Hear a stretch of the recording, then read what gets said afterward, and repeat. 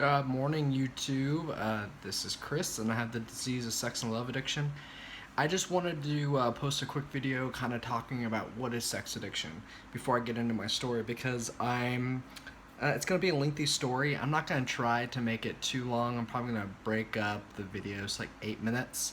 And just in segments, and through that I'm going to kind of give a detail of my daily life and the struggles that I have. But what is sex addiction? A lot of people are like, well, what is that? I found a really good website that I'm actually going to post underneath, and I'm also going to put a link on this video as well.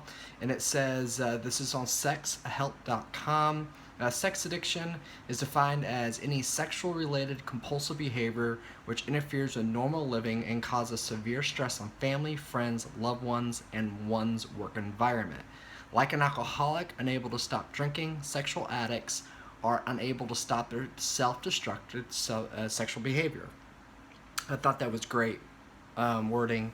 For me, when I talk to sponsees and newcomers, I tell them this: just because I like sex, just because I may have had multiple partners, just because I may be into some off-the-wall sexual things, just because I may be in relationship after relationship after relationship, does not make me a sex or love addict. What makes me the sex or love addict is that I can do these things. They destroy my life literally, and I continue to do them anyway. I am totally powerless over my sexual compulses. And that's very fitting. I think people that first come in the rooms relate to that. They get that. They know they want to stop. They don't understand why they can't stop drinking. They don't understand why they can't stop drugging. And yet they do these things anyway, and it's destroying their life. Same thing with sex addiction.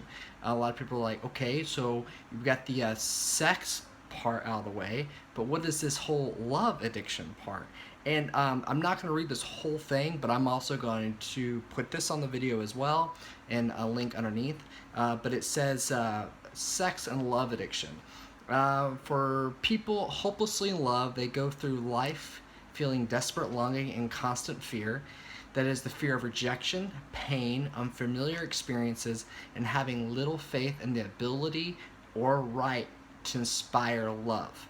They wait and wish for love, but suffer a destructive twist on normal life enhancing activity. And a little snippet underneath this: for those who crave lots of sex, the need for arousal often replaces the need for intimacy, and the cravings can mask other issues such as depression, anxiety, and stress. I think that's really important. For me, I always thought I'm just a sexual person. And sex means I'm being intimate, right? Well, that was very false. I didn't know what intimacy was. I do now. I'm still learning intimacy. I'm still learning boundaries. And with the love addiction part of it, it's amazing. It's something that I learned as a child with being rejected in some way, whether it be in my family origin or friends or workplace, whatever that may be, that I'm so afraid that people are going to reject me or leave me if they find out for who I really am. Therefore, I need to be somebody that I'm not, so you'll stay.